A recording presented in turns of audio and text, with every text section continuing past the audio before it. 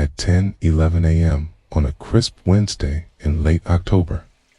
I trudged back to the brownstone after a walk I hadn't wanted to take. Fritz had banished me from the kitchen, claiming I was hovering while he crafted veal medallions in red wine reduction. I don't hover, I supervise, but in his one-man culinary fiefdom, I was outvoted. So I grabbed my hat in patience for a lap around the block. When I returned, I found a woman in the front room in Nero Wolfe, already regretting her existence. She perched on the red armchair's edge, not quite committed to sitting. 35, maybe 40, with good lighting. She dressed like she had money, but kept it quiet. A gray cashmere coat, a bag by her feet worth more than my weekly pay, and a look of polished desperation aimed at Wolfe. "I told your assistant," she said, meaning me. "I don't need a detective. I need someone who sees what others miss." "Phooey," Wolfe muttered, his peak enthusiasm for new clients before lunch or leaving the house. "Miss," I prompted, flipping open my notebook, more from habit than hope. She paused. "Bennington. Claire Bennington. I'm an assistant curator at the Metropolitan Museum, Decorative Arts." Then she reached into her bag and pulled out a spoon no case, no club, not even clean. Tarnished silver, about 6 inches, floral handle, flat oval bowl. Just a spoon, except for the bend. Not dropped or twisted in jest, but shaped like it was meant to point somewhere north, maybe. It sat in her hand like a quiet accusation. Ladle that had given up halfway, she held it out to Wolfe, as if offering an Oliver brunch to a very grumpy bear. "This is why I'm here." Wolfe didn't take it. He didn't take and lean forward. His eyes flicked toward it, then closed. "Madam, a spoon." "Yes, I know, but it isn't just a spoon, or it wasn't. It was part of an exhibit, a small one. 18th century silverwork. I curated it myself." That spoon, she looked at it like it had personally betrayed her, was perfectly straight last. "Friday, I packed it myself." Wolfe opened his eyes. I couldn't really feel him shifting mentally from dismissive to intrigued. "But you wouldn't now." It from his voice, someone tampered with an exhibit, a trifling act, off mischief, possibly by a visitor. Museums are not impervious to the petty antics of the public. "No one saw anything," she said. "There are cameras, the cabinet once never opened, the locks weren't forced, and yet, this morning, it was pointing." Wolfe grunted. She looked at me. "Now, I don't expect you to believe me, but this wasn't just vandalism. It was a message. I don't know what it means yet, but I know it was deliberate. It was for me." Wolfe sighed. "Miss Bennington, I sympathize, though reluctantly, with your distress, but Yahave brought me an altered utensil. I'm not an interpreter of riddles delivered by crockery." She was quiet for a moment. Then she said, very softly, "My mother worked for the Met 30 years. She was the head of acquisitions until she retired last year. Last month died. She fell down the stairs at home. They said it was an accident." EO agreed. Wolfe didn't move. She set the spoon down on the table, gently like it might explode.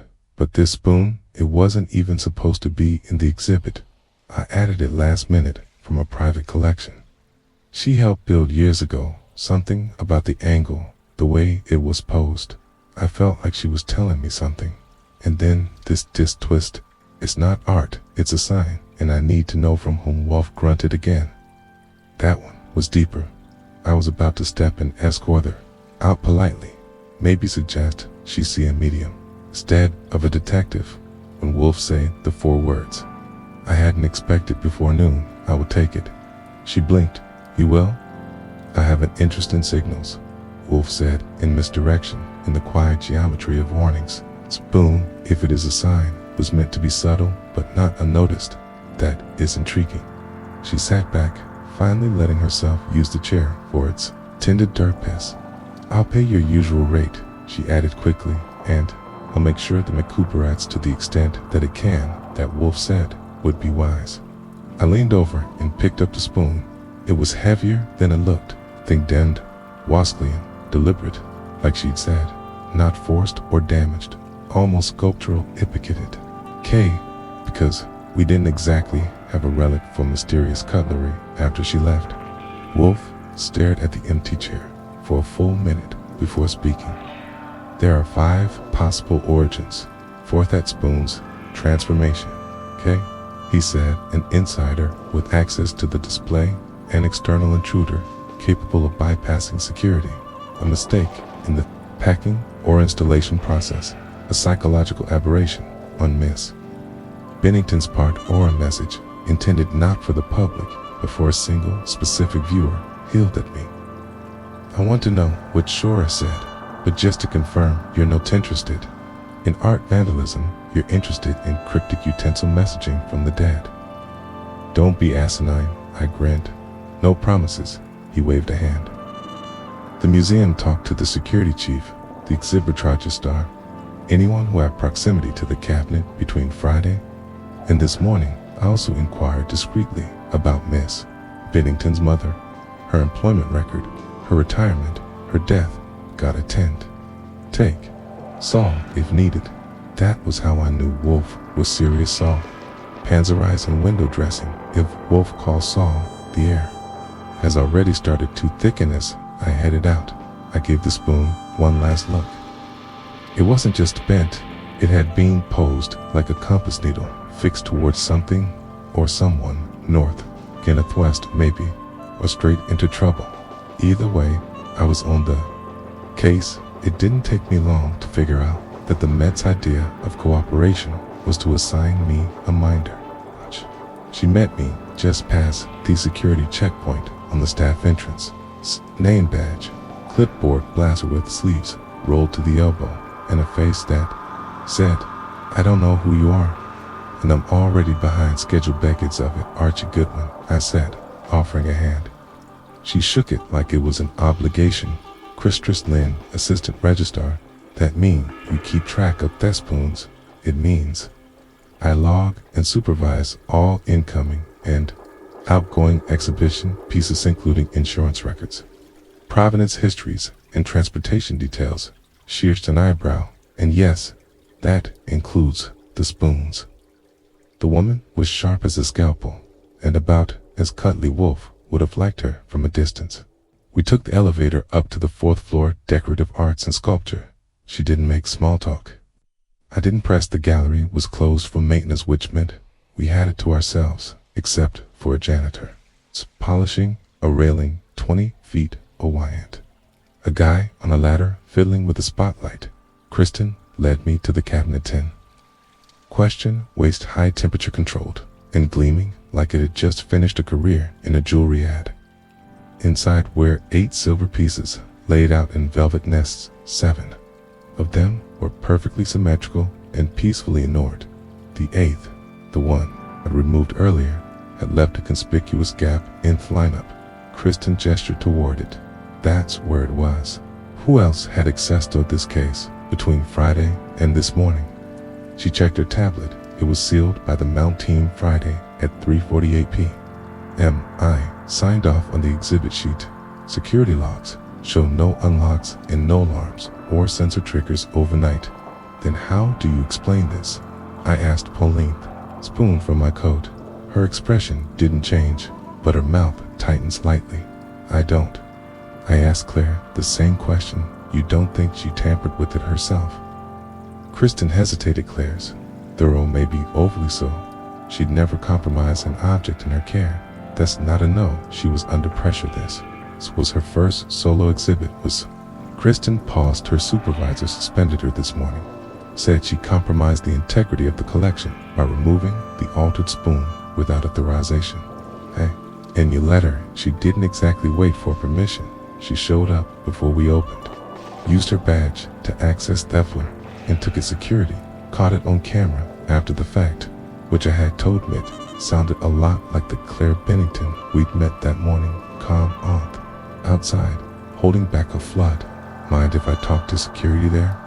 Expecting you, pointed down the hallway off the suite, past the elevators. As for Captain Niels Jernigan turned out to be 6'2" of X, cop with a fondness for suspenders and a mug of coffee the size of a soup bowl. He showed me the footage without preamble. Friday afternoon, Claire, sealing the cabinet, gloved hands, efficient. Monday morning, Claire, back again alone, unlocking the cabinet and removing the spoon in one motion, like rehearsed it. No sign of anyone else. I asked. Nope, he said. No phantom visitors, no camera glitches, no locked room mysteries. We logged every entry and exit from this gallery. This floor's got better coverage than a Vegas poker room. Somehow, the spoon got bent, you told me, Jernigan said, unless the silverware is haunted. That was the second time someone had hinted at the supernatural, which in my line of work usually meant one thing: someone wanted to look in the wrong direction. On my way back through the gallery, I paused. The janitor was gone. So was the guy with the ladder. The exhibit case sat there half empty and innocent, but the species spoon had occupied seemed to glow with unasked questions. I took the subway downtown, walked the remaining blocks to the address Wolfe had jotted down. On a scrap of yellow paper, it was a brownstone like ours, but 3 shades grayer and 2 stories taller. A brass plaque beside the door read Dr. Eloise Bennington, Ph.D., art historian, emeritate's apartment. Above it was hers, had been hers. The super met me at the door. You, a cop? He asked. Private investigator, I said, looking into Herdith. He squinted, thought that was ruled an accident, just tying up some questions. He shrugged and led me up. She was quiet, kept to herself. Polite. Sad thing. What happened? The stairwell creaked under our feet as we ascended. According to the report, Wolfe had pulled Dr. Bennington, had slipped down these stairs 3 weeks ago and broken her neck. No sign of foul play, no suspicious marks, but also no witnesses. Her place hadn't been rented out yet. The door opened onto a narrow entryway, an Asmel parlor lined with shelves, books on European metalwork design theory, silver dozens of photos in frames. A younger Claire with her mother, a man, I guess it was Claire's father, long gone by the look of the photos. On the coffee table was a folder with the notations in tidy cursive. I flipped through it. It was a donor list, private contributors to the Mets Acquisitions Fund over the past decade. Some familiar names, Big Fish, Old Money, others less so. One name had been circled twice in red ink. Felix Ransom. That was Adam. I knew real estate development philanthropy. On Tuesdays, tax evasion. On Wednesdays, he'd funded half a wing at the Met 5 years ago and spent the rest off the decade making sure everyone knew it. I took the folder and snapped a few photos of the rest of the apartment. Nothing obvious, nothing broken, except maybe the quiet itself. There was something uneasy in the air, like these events had been rehearsed too well. Back at the brownstone, I gave Wolfe the play-by-play while he polished off a dish of poached eggs and sourdough toast. He didn't interrupt, but his lips twitched when I mentioned the name Felix Ransom. When I finished, he tapped the rim of his coffee cup twice. She believes the spoon pointed north. He said, yeah, Claire Bennington is not given to metaphor. Ange is not mad. Therefore, we assume the object was indeed altered to convey direction. Okay. Her mother, shortly before her death, adds a single name to a folder tracking institutional donors. That name, Felix Ransom, a man with considerable influence and a known tendency toward vanity. You think Ransom bent the spoon? No, but I think he had reason to fear it being displayed. I frowned. You mean it's not just a spoon? Wolfe looked at me as if I had asked whether fire was hot contact. Saul, tell him to find everything he can. Felix Ransom's connections to the Met, especially any acquisitions overseen by Eloise Bennington, and ask him to verify the circumstances of her fall. I want names, witnesses, details. I stood. What about Claire? She is to remain uncontacted until Further notice, we must determine whether she is a whistleblower or decode. And the spoon wolf glanced at it, now resting on the corner of his desk like a sleeping cat. Keep it visible. If it provokes further trespass, that will tell us something. I nodded and turned for the door. Oh, and Archie, yeah, before you sleep tonight, consider this. If you wish to signal someone from beyond their grave, would you use a telephone, okay? A note, or a dining utensil? I didn't answer because, with Wolf, the punchline was usually a clue the next morning started, with coffee clippings and a sharp knock at the front door. I was halfway through the Times crossword when Fritz brought in the visitor's card on a small silver tray, the kind Wolf insisted on using even when the visitor didn't merit the silver Felix. Ransom, I said aloud, reading it. Valve didn't even raise an eyebrow. Show him in now. I'd seen a few versions of Felix. Ransom, charity, galas, boardrooms, back-page scandals, but this wasn't one of those days when he was being charming. He came in, brisk and cold like a banker, with a bad audit, tall hair like brushhead steel, a suit that cost more than a used car, and didn't apologize for it. I nodded to me, like was the bellhop, and gave Wolf a thin-lipped smile. Mr. Wolfe, a pleasure. Not yet, Wolf said. Sit. He did, with the weary grace of a man who doesn't like rooms he doesn't control. His fingers twitched on the armrest like was resisting the urge to tap out a memo. I understand, Ransom began, that you've taken an interest in a certain object from the Metropolitan Museum. You said, taken no interest in the object, Wolf said. I have taken a client. She is connected to the object, therefore it has been considered. Ransom's eyes flicked to Thespoon on the corner of the desk. He didn't touch it, but his jaw tightened him here to ask politely that you refrain from pursuing that interest further. Wolf leaned back slightly, a peculiar request. I'm not threatening you, Good Wolf said. I dislike threats. They make me curious. There was a pause. I could almost see the gears turning in Ransom's head, running through the playbook. Charm, pressure, financial incentive. He chose a mix. Louise Bennington was an exceptional woman. We worked together for years. Her legacy should be left untarnished. Her daughter, Claire, isn't well.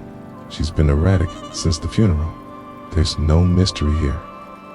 The spoon is a meaningless distraction.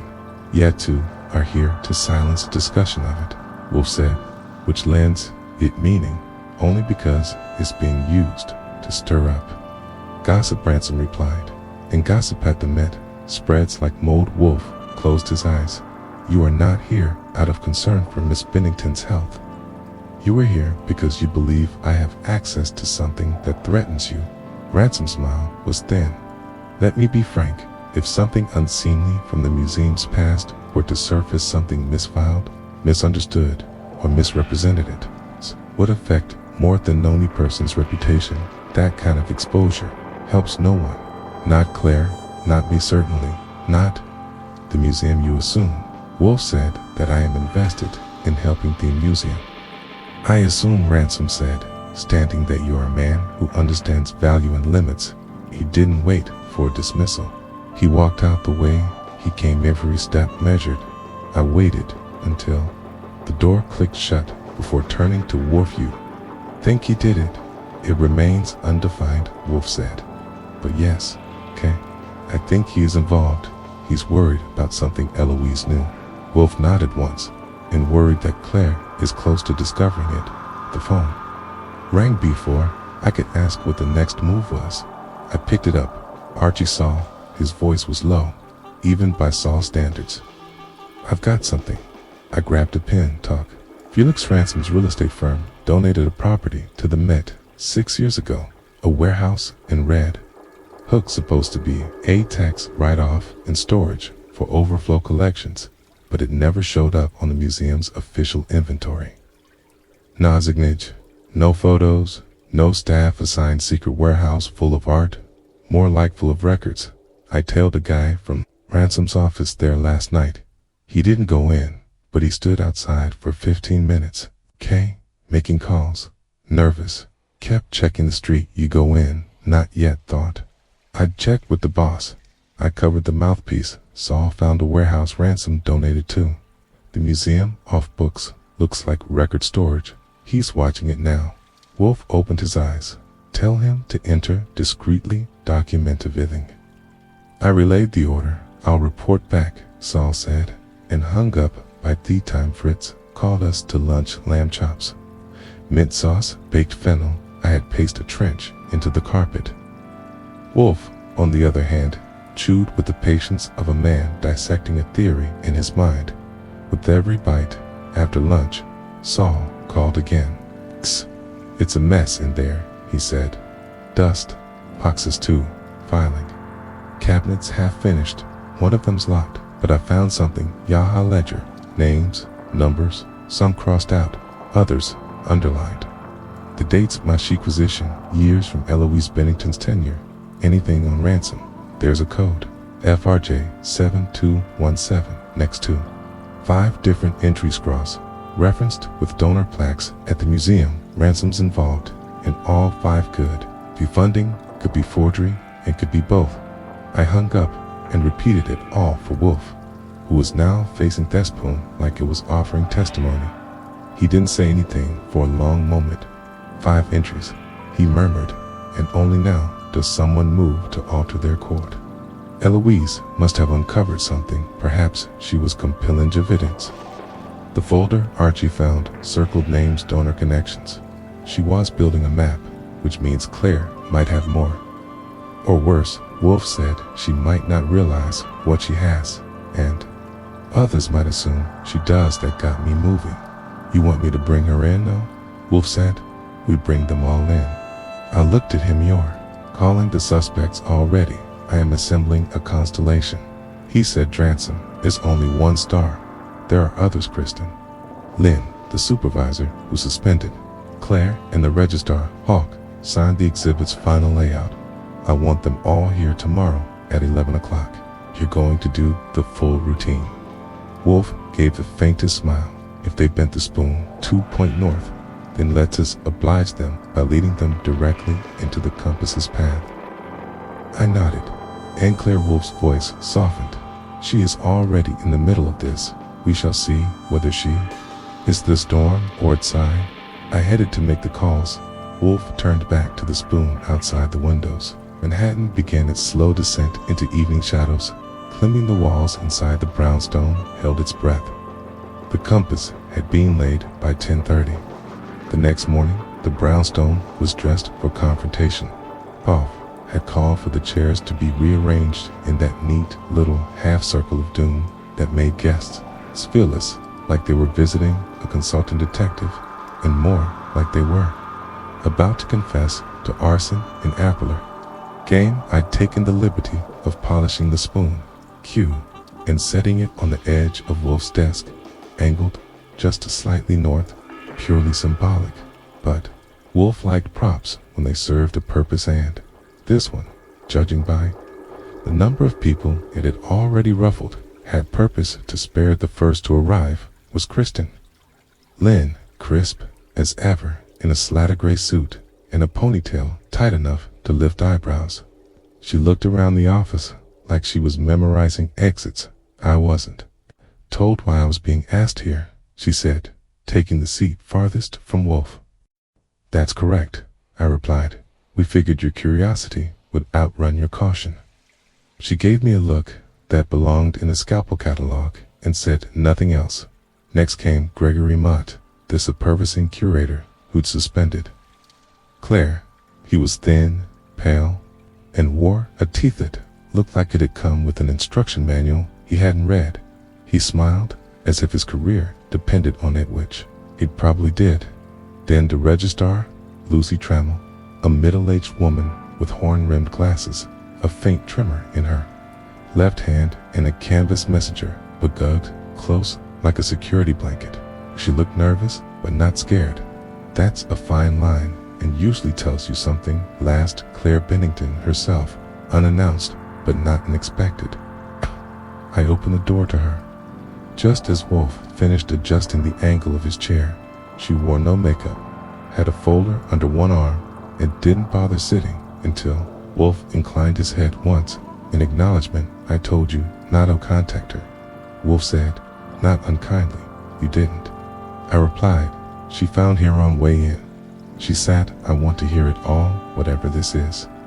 Wolfe took a moment and glanced at each face in turn. Miss Bennington, he said, if you would kindly remain silent for the moment. Believe your presence may clarify. Marethan, your speech. Claire nodded tightly.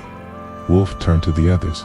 You are all here because of a spoon. The silence was immediate and thick. Wolfe gestured lightly toward it. Bent, moved, planted a silver utensil, altered to convey direction. This is not, as it appears, a matter of museum vandalism. It is a signal made by someone with intent access. In a very specific audience. Christress shifted slightly in her chair. And you believe that audience is Claire? I do not believe it. Miss Bennington's reaction to the spoon, emotional, instinctive, precise, suggests prior knowledge, not of the act, but of its message, and messages have sent us. Matt cleared his throat. Mr. Wolfe, if I may, we've already spoken to legal about Claire's actions. Removing an exhibit item, Wolfe raised a hand. Mott stopped, as if had been yanked by a string. You are here, Wolfe said. Evenly to listen, not litigate. Mott went red and stayed quiet. The spoon valve continued, was part of a minor exhibit designed and implemented by Miss Bennington. The case was sealed and logged. The object, previously unlisted, was added from a private donor's archive. That donor was Dr. Eloise Bennington. Lucitro finally spoke.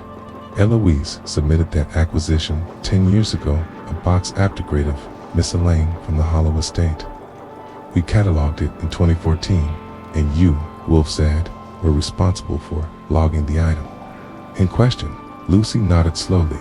Yes, it was insignificant. No major provenance, no appraisals attached, but not valueless. Wolfe said, just inconvenient. Inconvenient? Kristen asked. Wolfe didn't answer her directly. Miss Trammell, he said, the original inventory for that Holloway box. Do you still have it?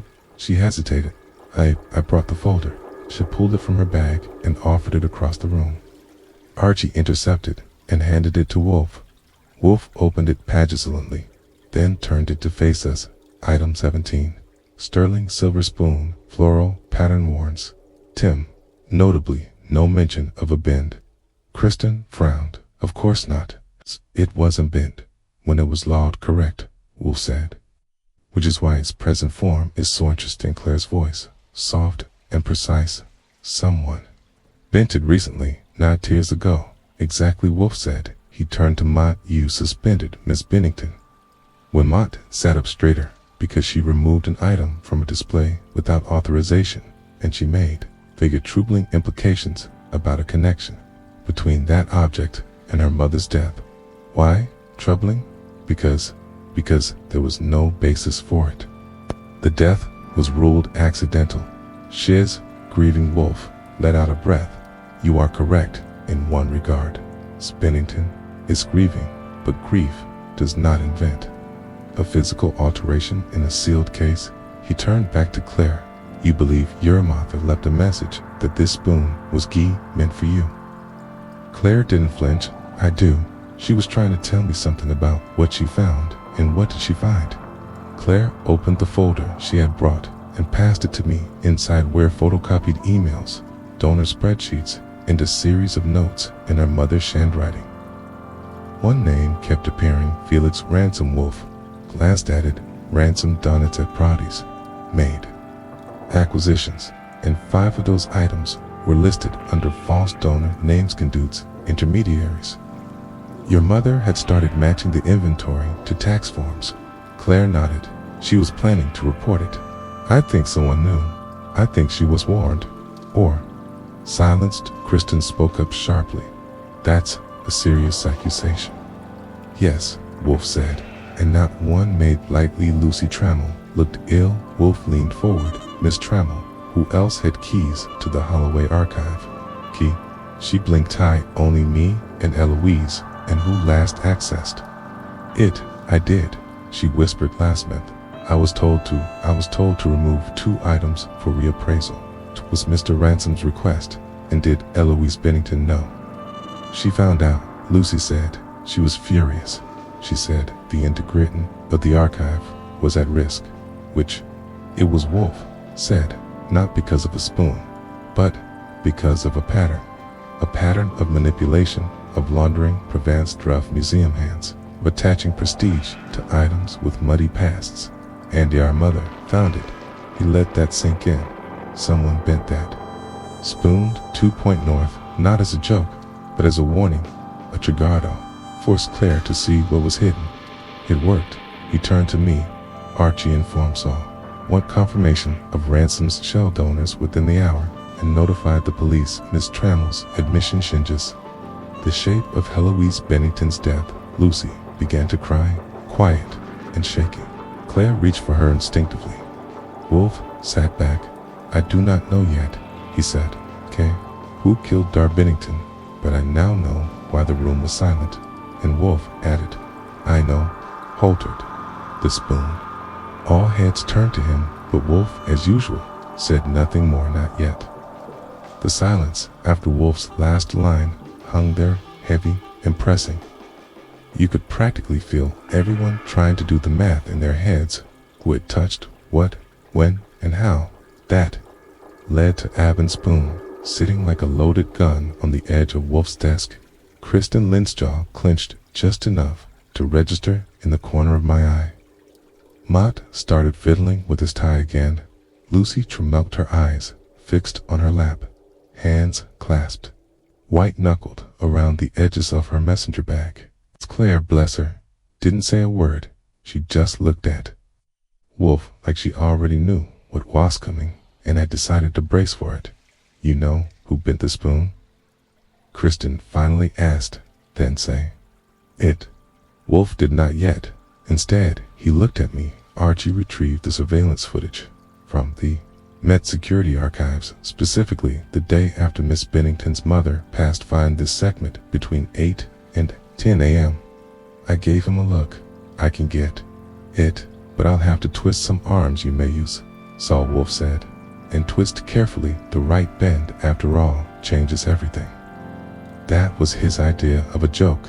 I stepped into the hall and dialed Saul. His voice came through low and fast, already working on it. The footage is time-stamped, but the internal archives aims is there's a gap to files pulled for review that would never return to any chance. Someone inside the museum's been sanitizing the logs. Wouldn't be the first time, but whoever did it wasn't surgical. Left traces. I'll have a copy to you within the hour. Good Wolfe's got them lined up in here like ducks and is ready to fire. Make it quick. When I came back in, the arrangement hadn't changed. Wolfe hadn't moved more than a breath, and no one had dared shift under his gaze.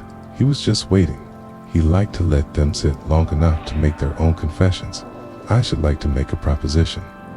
Wolfe said at last, let us presume purely for speculation that the spoon was bent, not as sabotage, but as a signal, not for the public, not for the press, but for one person, Clara Bennington.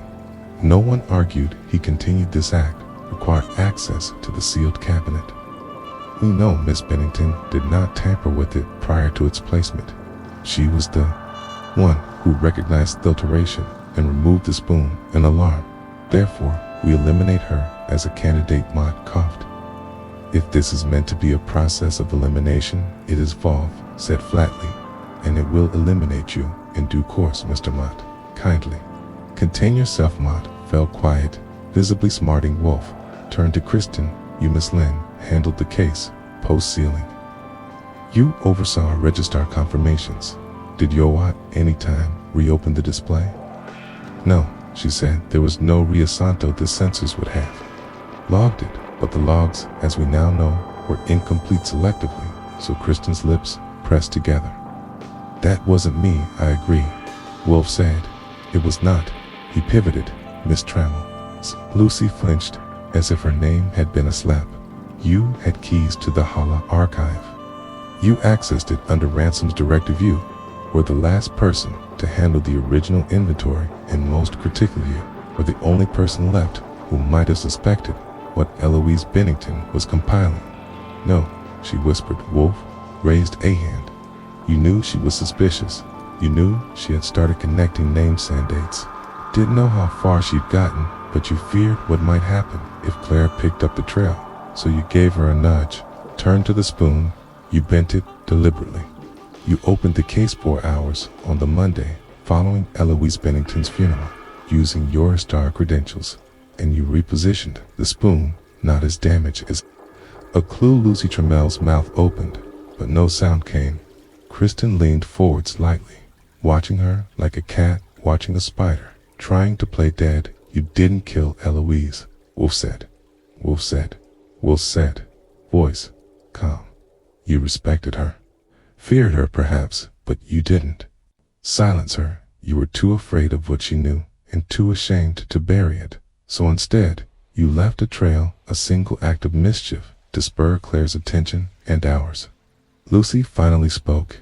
"She deserved better," she said softly. "She tried to do the right thing, but no one wanted to hear it. The board ran some They just wanted the funding, prestige, donor dinners, and the pieces. Some of them were real. Yes, but their cords were crooked. Money was moved in and out under layers of donors and fake valuations. And you remained silent," Wolfe said. "I wanted to go to the prestigious aid. I thought maybe Eloise would, but then she died, and no one cared. So I bent spoon. I knew Claire would notice it. I knew it would look wrong. And if she asked questions, someone would have told us, and if someone else noticed." Wolfe asked if Ransom had realized what you were doing. Lucy looked down. "Then maybe he'd be more careful," Wolfe grunted. "Naive." Lucy flinched. Kristen exhaled slowly. "So that's it then. Foo Hole, House of Cards, was held up by Ransom's ghost owners." Wolfe nodded. "One scene. Now the cards are falling." The phone rang. I picked it up. Saul got it full footage. Trammell entered the gallery at 7:52 a.m. Monday, used her badge as a bleed sensors for 5 minutes, then re-engaged them. Clear as day, perfect vaults ready. I hung up and gave Wolfe the nod. He turned to Claire. "Miss Bennington, have your mother's files. You now have confirmation of what she uncovered. The police will take interest." Claire looked across the room at Lucy, then down at the spoon. "I won't bury it," she said. Wolfe agreed. "Nor should you." He looked at Anne. "Your role in this may yet be clarified, but I doubt your position will survive." The weak M started to protest, thought bitter of it, and shut his mouth. Kristen stood. "I'll have our legal team prepare estimates, and the museum's board will need to be briefed. You realize this will very, very messy." Wolfe nodded yes, but then integrity often is us. They filed out. Lucy lingered behind. "I didn't know what else to do," she said, voice barely audible. "You did the only thing you could," Wolfe said. "You pointed north when she was gone." Wolfe let out a long breath and finally leaned back into the sanctuary of silence. I poured him a fresh beer from the kitchen and set it down. "Another one, solved by cutlery," I said. He sipped. "The humble utensil is often underestimated," he smirked. "So what now, Kay?" "Now," he said, and we returned to order. Fritz will serve lunch in 7 minutes. The world may tilt, but not here. The spoon still sat on the desk, quiet, unbending now. Whatever it had to say, it had said it well. The next 2 days passed in a kind of calm that made me suspicious. Wolfe returned to his orchids. I returned to polishing the office, Doric, knobs, and Fritz assumed preparing meals with the contented rhythm of a man whose dining room no longer felt like a crime scene. Even the spoon, now relocated to a locker drawer in Wolfe's desk, seemed to have given up its final ounce of drama beauty. Known Wolfe long enough to recognize when the piece is just a waiting room. Claire Bennington stopped by the morning after the gathering. She didn't bring flowers or thanks or even a question. She brought a newspaper folded under one arm and the kind of look that means someone's just set fire to the curtains without touching a match page, for she said, as I took her coat, it was the Herald. Not our usual read, but useful for sniffing around museum donors and editorially approved scandals. I opened it. The headline read, Met under review for acquisition fraud donor records, questioned after curator's death. Below it was a small photo of Eloise Bennington and a key caption I wouldn't have picked from a worst any whistleblower. Claire sat without waiting to be invited, crossing one leg over the other with a kind of quiet fury. Someone leaked the investigation.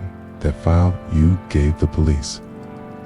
Lucy's statement, the ledger found my mother's notes. It's all in there, half redacted of course, but the right people will recognize it. Wolfe, whoa, I've been pretending to ignore us while trimming a speckled phenopsis, gave a slow exhale and turned in his chair. You disapprove?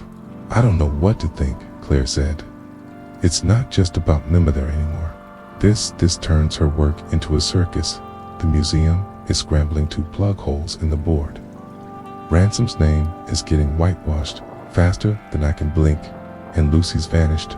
No calls, no mail, nothing expected. Wolfe said she is no longer useful to those who manipulated her. She may be a threat. That's what I'm worried about. He eyed her. Then you are more perceptive than your tone suggests. Sit still, Miss Bennington. We are not yet done. She blinked. There's more. Of course, Wolfe said. We are only now approaching the fulcrum. That was Wolfe, for we've lifted the rock, but something's still moving. Underneath it, he looked at me. Archie fetched the copy of the Donner Archive, Saul extracted from the warehouse, page 11 item. CODE FRJ 7217B. I brought it over. Wolfe slid a magnifying glass across the page and read silently. Then he looked at Claire. Did your mother ever mention a Piscald, the Jardin Diva? Claire frowned. That's not a name I recognize. An iron and glass conservatory. Panel, Wolfe said, mid-9th century decorative, but not especially catalogued as anonymous. French artisan donated under the FRJ series. That item was transferred via the Halle estate to the museum it's currently in storage. Your mother had flagged it. With an asterisk, she leaned forward. So Saval said the panel contains a faint signature. Someone etched a mark into that scrollwork, barely visible, unless under ultraviolet light. It's not French, it's Flemish, and the signature belongs to a known forger. Mateo declared. Claire's mouth pinned closed, then opened again. He's in the forgery database. Wolfe nodded. Convicted. Twice. 6. Spelled. K's. From 3 European guilds. His work was believed to have been smuggled into North American collections through laundering networks, museums with inattentive registrars, eager donors, or Beth. I added, meaning that whole warehouse probably has more plants than the orchidron. Claire's voice was barely audible. And my mother found this. She did, Wolfe said. She traced the donor. Code. That panel was her keystone. Everything gun-griveled from there. There was a moment when no one spoke. Then Claire said slowly, You think Ransom knew? I think, Wolfe replied. He built the entire facade with that knowledge. The signature was faint, yes, but the file indicates it was no tethering in initial inspection. And then erased. Her voice tightened. So she knew, and they knew she knew. Said, You're thinking this makes her death. What note an accident? Claire didn't answer, but Wolfe did. That is precisely the question we must now resolve. I was about to make a call when the doorbell rang. Fritzen's ward, and Saul Panzer walked in. No tie coat unbuttoned, and a look on his face like someone had shoved an unsolved puzzle in his pocket, and it had started leaking. I've got something, he said, handing Wolfe a flash drive. Wolfe didn't bother with ceremony. I plugged it into the office laptop and pulled up the file's surveillance footage. Red Hook Warehouse, timestamped 2 nights ago. Saul had followed Lucy Trammell.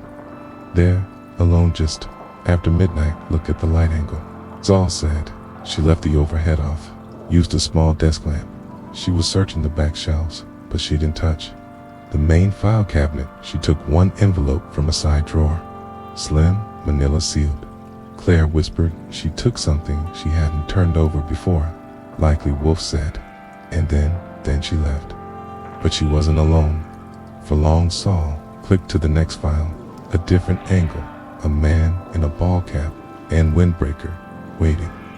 Just outside the loading dock entrance, facial recognition wouldn't be needed. Felix Ransom had never been good at disguises. He followed Lucy at a distance, let frame nothing after. That was 40 hours ago. Saul said Lucy hasn't been seen since. Claire stood. You have to tell the police. I will, Wolfe said. But we must first ensure the envelope still exists. Its contents may yet be recoverable. I stood to you want to find Lucy. No, Wolfe said. I want you to find the envelope, Claire said. But if she's in danger, she may already be beyond reach, Wolfe replied quietly. But what she carried may not be Archie the envelope. The faster Thibodeau, I grabbed my coat, nodded at Claire, and paused by the desk, just long and auto glance at the locked drawer. The spoon was still there, still pointing north, still telling us where to look, and was headed that way. It took me just under 25 minutes to reach Lucy Trammell's apartment building on the Upper West Side. I'd been there once before, briefly, when I was chasing down a donor's grandson who'd accidentally walked out of a Met fundraiser with an Etruscan fibula in his coat pocket. The building hadn't changed, still had the kind of brass fixtures that hadn't seen polish since its Clinton administration, and a doorman who looked like he knew how to keep secrets and when not to ask questions issued him my card. She hasn't been in or out in 2 days, he said with a glance over his shoulder. Mails piling up. Your cop private eye said we're worried she might have been followed. She's not answering calls. He pursed his lips, weighing risk and responsibility. Then he handed me the spare key from behind the desk. 15 minutes. Don't mess with anything. You don't have to. I tipped my hat and took the elevator to 5 Bites. The apartment was clean, sparse, a few framed posters from old exhibitions. A teapot still warming the counter and a half-finished Sudoku on the coffee table.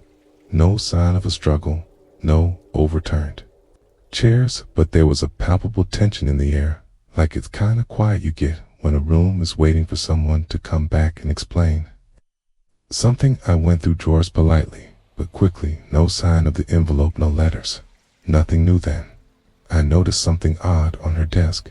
A library book, private collections, and public trust, with a return slip tucked just a bit too neatly inside. The due date was tomorrow, and Lucy didn't strike me as the type to risk a fine. I flipped it open. Page 217 was dog-eared. Taped just behind the flap of the dust jacket was a key. Small brass and etched with the initials NRC. I knew those letters, knew Rochelle Consary. Private archive tied to historic preservation, mostly defunct these days, except for estate files and architectural registries. If Lucy had stashed something, it wasn't here. It was off the grid. I made one call on the way back down, then another. Once I hit the street and confirmed the address, the Consary was in a nondescript building off Cedar, in 5th, 30 minutes north by car. By the time I pulled up, Saul was already there. They still have her listed as a credentialed researcher, he said, nodding to the receptionist, who was more interested in her romance novel than Eno's Thou Think she used. This as a fallback. If she was trying to keep something hidden from Ransom, this is where I'd go. I said, no cameras, no museum oversight. We signed in under Lucy's name and were led to a quiet room in the back. Concrete floors, old pine cabinets, tesmo of paper and varnish. I used the key inside the drawer. Was one manila envelope, exactly like Saul had seen on the footage. Her name was written in pencil on the front. I opened it, slowly inside. It's 2 typed pages, a thumb drive, and a single photograph. The photo showed Felix Ransom with a younger man, early 20s, sharp, blurred background behind him. On a wooden table lay a silver spoon identical to the one now resting in Wolfe's drawer. But this one wasn't bented, was straight, pristine, polished on. The back of the photo was a date, June 14, 2015. Saul leaned in at the same spoon. Kay nodded, or its twin. The pages were cleaner than I expected. Statement names, dates matching Ransom's donation codes with forgeries known to European black market trackers. Eloise Bennington had clearly been planning a full report. This was her master file. She gave it to Lucy. I said aloud, told her to hide it in case anything happened, and now Lucy's gone. I slid the thumb drive into Saul's laptop.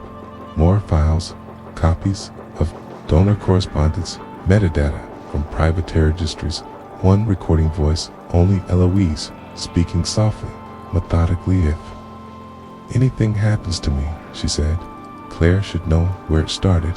Tell her it was the panel in storage. She'll understand they can't erase all of it. Saul met my eyes. You want to call Wolfe? Yeah, but not from here.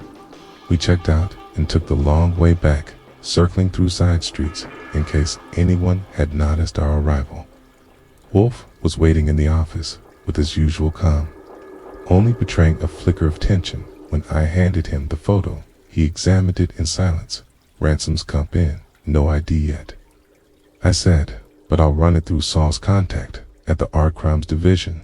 Wolfe nodded and took the print out of the report. Next. Claire was already seated holding a cup of Fritz's coffee in both hands, like she needed the warmth more than the caffeine. She read top page. Her eyes widened. She wrote this, she whispered. I know that phrasing that's hers. Wolfe didn't interrupt. When she was done, she looked up. So now, what now? Wolfe said, we use it. He instructed me to call Inspector Kramer. You'll inform him of the full file names, evidence, locations, and request protective detail for Miss Bennington and Miss Trammell. If she is located, Claire sat straighter. You'll think she's still alive, I think.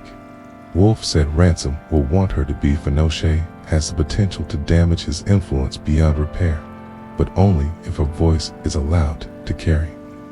He'll want to keep her quiet until he can discredit or control her. Claire gave a slow nod. And this. She pointed at the spoon in the drawer. Wolfe lifted it gently, held it between his thumb and forefinger like it was a surgical instrument. This, Miss Bennington, is no longer a mystery. It is a symbol, bent deliberately, yes, but now we know where it pointed. He returned it to the drawer to truth, and to those with the will to follow it. I made the call to Kramer, Holocene in tight silence, and said he'd be there within the hour. He didn't sound pleased, but he never did when Wolfe handed him a case, fully baked, especially when the crumbs pointed to men with museum wings in their name. As I hung up, Wolfe leaned back in his chair and dexled Archie. He said, yes, sir. Set the table. Fritz will be serving Brisette tonight. Let us restore some order before the world resumes its clamor. Claire almost smiled outside. Duskity was beginning to darken. The lights flickered on one window at a time, like little sparks in a larger web. And in the stillness of the brownstone, Wolfe's sanctuary held steady, unchanged, undisturbed, except for the faint metallic glint of the spoon that had pointed us north and would never point back again. Inspector Kramer arrived at Wolfe's brownstone an hour later, smelling of cigar smoke and irritation. He didn't sit right away. He stood in front of Wolfe's desk with his hat in one hand and his jaw set like he'd bitten down on a screw. I ought to arrest you for obstruction, he said, sitting on a file like this for 48 hours. Wolfe didn't look up from the typed summary he'd prepared. Nonsense you received it precisely when it was fit to be acted upon. I handed Kramer an envelope with the thumb drive, the photograph, and a copy of Eloise Bennington's recorded statement. This was at Thrift. Today, from a secondary archive, hidden under Lucy Trammell's name, "She's missing," which you've made clear, Kramer, grunted Ransom. "We suspect he was the last person to see her wolf," said Saul Panza. "Followed him, leaving the Red Hook facility. He was tailing Miss Kramer. Shot me a look." "Panzers, your bloodhound. Why didn't he intervene? He didn't know the stakes." "Until the envelope was opened," I said, "and by then she was gone. You should have told me sooner. Should have demanded the evidence first," Wolfe said, "and likely confiscated the documents before." Claire Bennington had the chance to verify their authenticity. I required her insight. Kramer's nostrils flared, but he didn't argue the point. He flipped through the report. "Again, this is bad," he muttered. "This is real bad. Diegler, signature provenance, forgeries, donor laundering. It's not just Ransom, if even half. These names pan out. We've got a ring that stretches into the boardrooms." Woolsey's didn't waver. "The department will move cautiously, but move it must." Kramer nodded, slow and reluctant. "We'll start with the Holloway files, then the Red Hook site. I want Claire Bennington to watch. I'll post a man at her door until we get confirmation on Trammell's location." "Thank you, Wolfe," said Claire, sitting quietly in the corner. Finally stood. "What happens to Ransom?" Kramer adjusted his coat. "If we find Lucy alive, and she confirms what you've got, here he's finished, even without a body. This is enough to ruin him. But I need more than motive. I need the pressure point." Ellicott Wolfe. "Can you give me that?" Wolfe didn't answer immediately. Reached into the drawer and removed the spoon again, as if drawing a sword. "This was the pressure point," he said. "This object, bent not in anger, but as a final act of conscience, forced Miss Bennington to see the pattern, and the pattern always leads to the hand that drew it."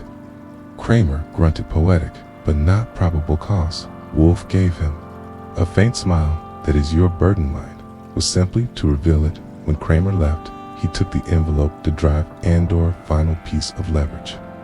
The air in the office felt thinner after that, as Iwed opened a valve on the whole affair and let it drain out into the city, where I belonged. Claire stayed a little longer.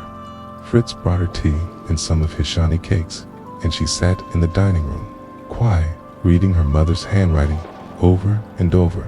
She didn't crib it.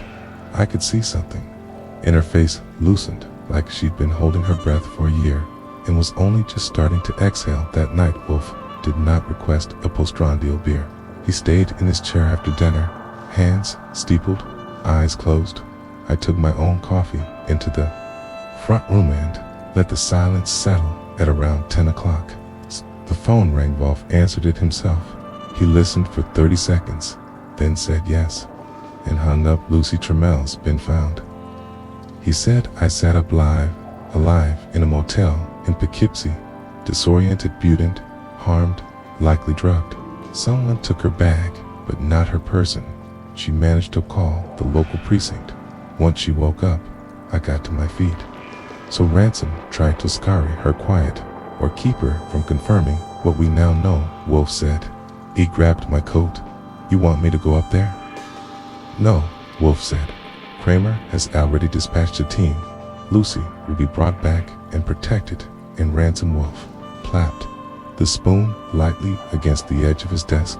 "He will run out of ground. He always planned to hide behind us. Foundations, intermediaries, his wealth. But when the curtain is lifted, men like him are always found standing alone." I sat again, slowly. Claire emerged a few minutes later and said, "I'm going to the Met tomorrow, first thing, to resign." I asked. She shook her head. "To stay? My mother worked there for 30 years. Okay, I'm not letting them erase her for convenience. I'm going to finish what she started." Wolfe looked at her, and for once, didn't grunt. When she left the brownstone, grew quiet again later, after I had locked up and turned out the lights. I found Wolfe still in the office, gazing at the spoon in the desk lamp's glow. I said, "If you'll ever leave me a clue, don't use silverware." "I wouldn't," he murmured. "You're far too literal." Connick turned to go. Behind me, he said one more thing soft, but certain. It is not always violence that wounds deepest. Sometimes it is the act of pretending nothing is broken. And with that the spoon was returned to the drawer, the lock clicked shut, and the grown stone at last returned to stillness. The next morning began the wave of preferred no visitors, no phone calls, and no assaults on the sanctity of breakfast. Fritz served an omelette with Gruyere and chives, and Wolfe consumed it with the slow, deliberate pace of a man feeding both body and theory. I ate mine quickly, half listening to the radio for updates. Kramer wasn't likely to give us by phone, but there was nothing yet. Not on Ransom, not on Lucy, not on the museum. Wolfe didn't speak until Fritz had cleared the plates and retreated into the kitchen. I believe we are approaching the Dinu, as to dabbing his lips with his napkin. Your confident Kramer will act, no, Wolfe said, but he has no alternative. The evidence is now public and trails recovery will preclude any effort to bury it, and Ransom's pattern of influence is cracking. Even men who build their empires on gifts and gala tables must answer to the ledger. Eventually, it wasn't exactly celebratory, but for Wolfe, it was as close to an expression of satisfaction as we'd get. I didn't say agree. Still, something gnawed at me. There's one thing that's been bothering me, I said. Wolfe glanced at me. Only one. Why, the spoon. He gave a slight shrug, almost imperceptible. You think it's too theatrical. I think it's almost poetic. Too subtle tremor could have written a letter, sent a file. Why bend a piece of silver and stage it like some kind of riddle compass? Wolfe didn't answer right away. He looked toward the desk drawer, the one where the spoon now rested like a memorial plaque, because Hesed, finally, it had to be quiet. There are messages you cannot send with ink, and Lucy Trammell was not prepared to be a whistleblower. She was a librarian accurator. Her life was about placing things in order, not tearing down institutions. So she used the tools. She had an object no one else would notice, searing to speak only to the one person who would. She pointed north. I murmured more to myself than him. Indeed, not just to truth, to loyalty, to legacy. He stood slowly, carefully, as if shedding a weight, and walked to his orchid room without another word. An hour later, the phone rang. Archie Goodwin, I answered. This is Kramer. His voice was low and short, and I knew immediately something had cracked. They've picked up Ransom, no Kramer. Said he disappeared, passport flagged, yesterday afternoon. Private jet never left the ground, but the tail number was altered. We think he left under Sumia Nils's clearance. He's gone. I stood straighter. You let him slip? We had ice in his residence. He never returned home. Whoever helped him had money and rich ease. Not coming back. Hell, that's not the worst of it. Tell me, Kramer hesitated. He left a message behind for Claire Bennington. A pause. A message. She sent a package to her apartment.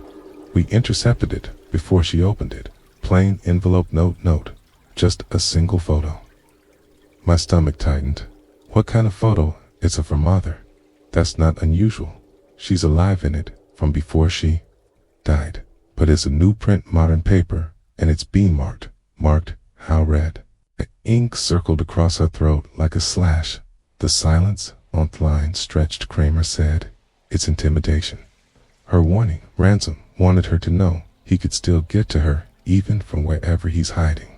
I rubbed me temple, so he's out of reach, but still playing.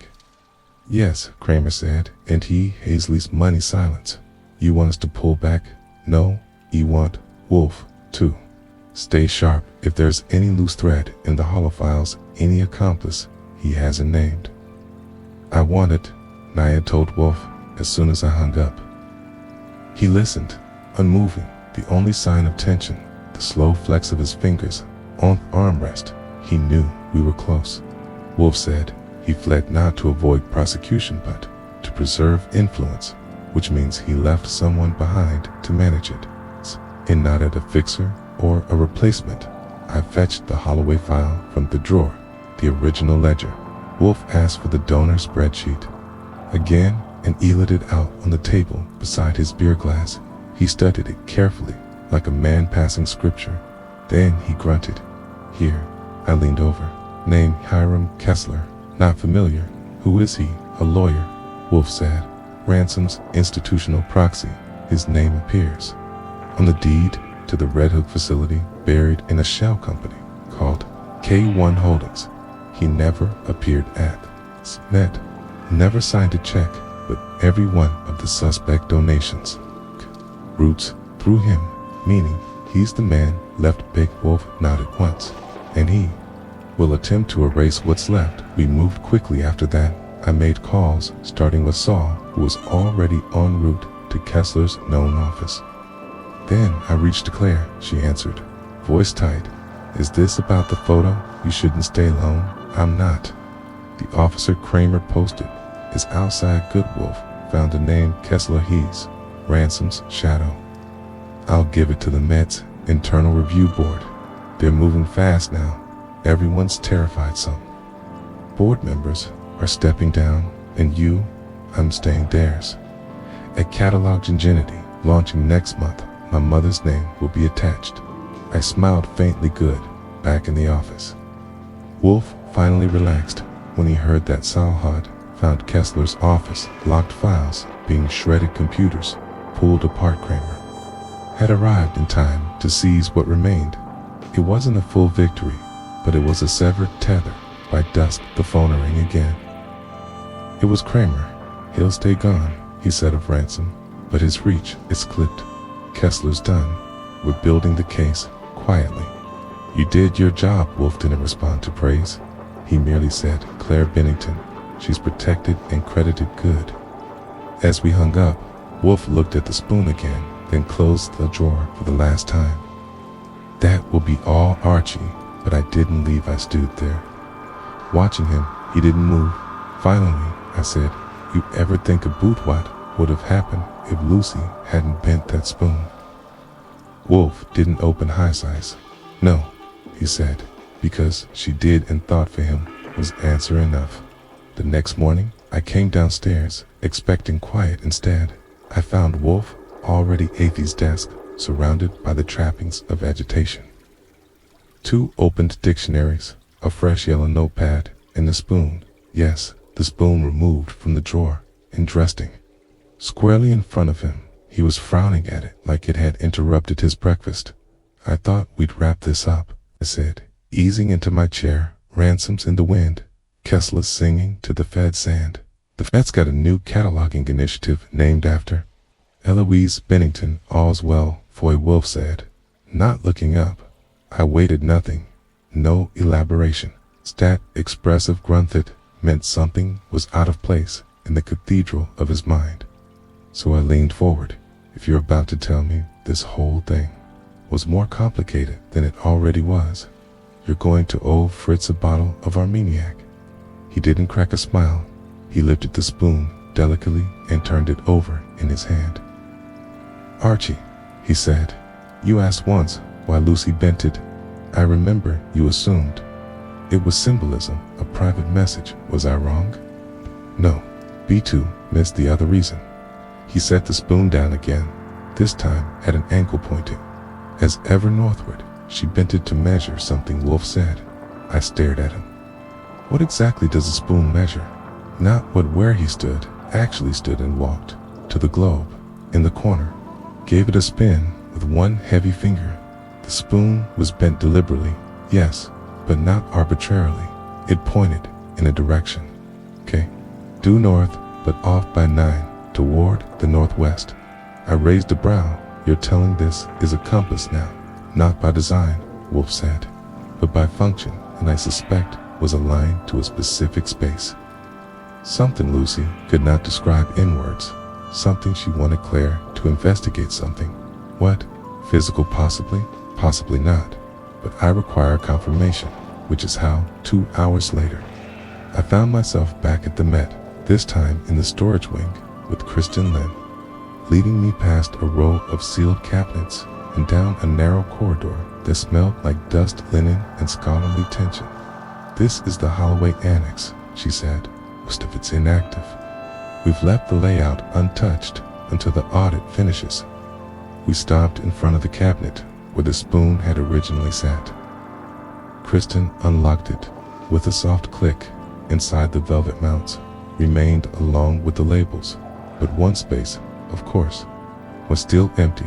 I pulled out the spoon Wolfe had insisted I bring, turned it until the bent tip pointed outward and followed its angle across the room. It pointed very nearly to Asmo's sealed drawer, labeled H17G, Declare, Panel Components, Pending, Graveview. Kristen frowned. "That drawer is sealed. It was locked for independent appraisal after your visit. Museum protocol. Can you open it?" She hesitated, then nodded.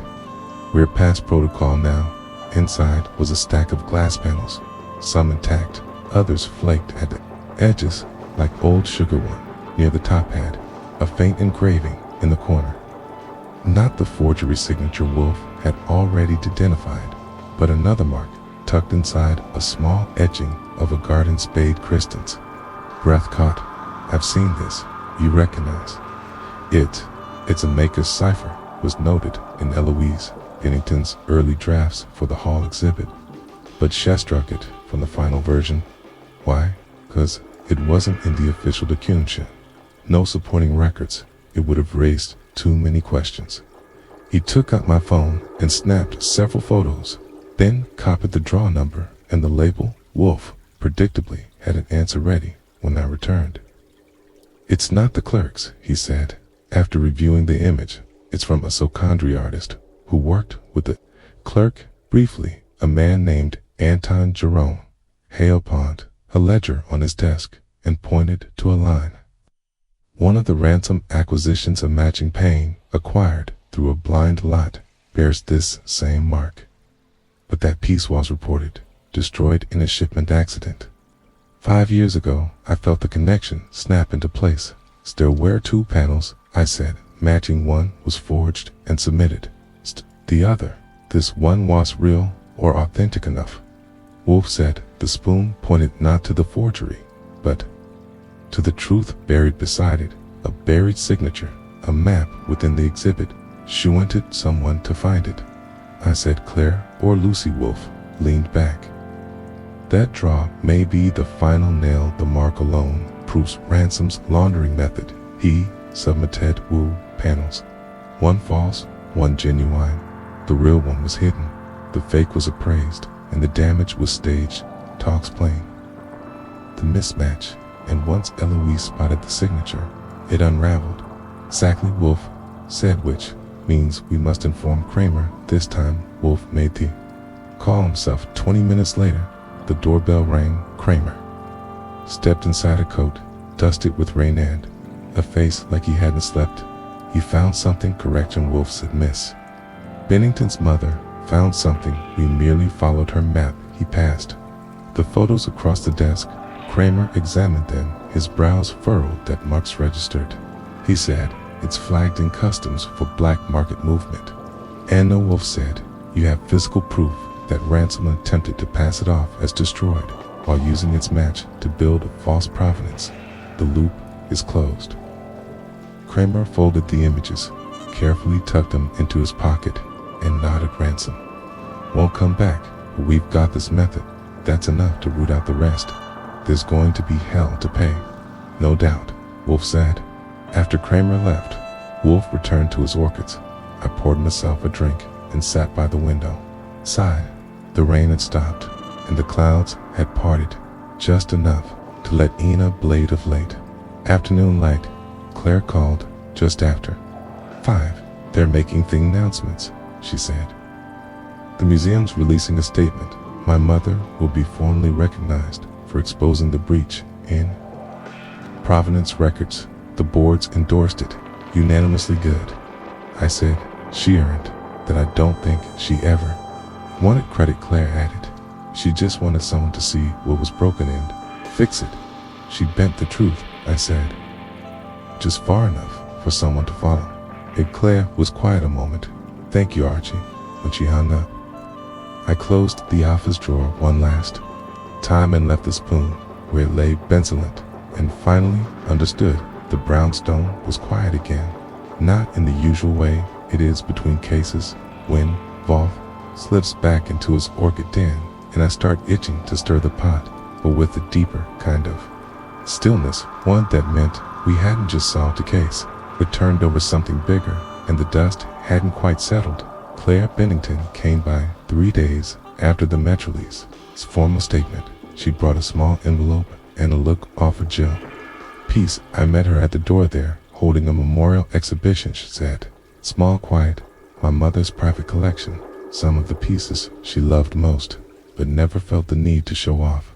The board approved it, unanimously Kristen's curating it. Sounds fitting. I said, something real in a place that needed it. She handed me the envelope. Inside was a photographed thespian displayed on a velvet mount under a soft beam of light. Beside it, the engraved panel from the storage drawer, marked and authenticated. She asked me to give this to Mr. Wolfe, she said, and to tell him the museum finally learned how to read. I didn't need to guess who she was. Wolfe received it without comment, his brows lifting slightly as he studied the image. He held it like he might. A rare leaf clipping, fragile, interesting. Not Tobe. Mishandled. Miss Lynn has some intelligence, he said. Claire smiled. She has resolve. That's harder. She will need it. She knows. Wolfe leaned back, hands folded on his belly. You intend to stay? I do. He nodded. Then it is yours. To defend, not with bluster, with precision. Claire looked at him a moment longer, as if trying to read something in the lines of his face. You know, she said quietly, you didn't have to take my case. You didn't even believe me at first.